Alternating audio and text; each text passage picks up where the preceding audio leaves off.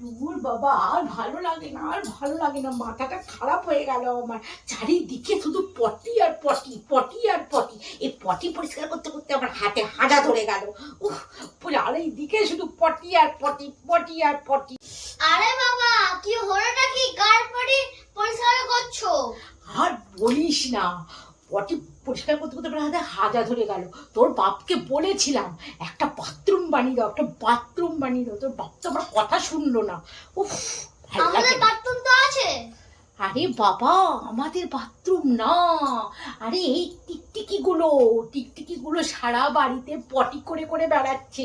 তাই তোর বাপকে বলেছিলাম টিকটিকি গুলোর জন্য একটা বাথরুম বানিয়ে দিতে। তাহলে একটা বাথরুম থাকলে নির্দিষ্ট জায়গায় টিকটিকি গুলো পটি করতে পারে। হ্যাঁ, টিকটিকিরও বাথরুম লাগে? হ্যাঁ, টিকটিকিরও বাথরুম লাগে। যত সব, জীবনটা আমার জ্বলে দিল পটি পরিষ্কার করতে করতে। বাপের কাছে শুনিনি টিকটিকির বাথরুম হয়। বাপের কাছে শুনিস তো কি হলো, এখানে তো শুনবি।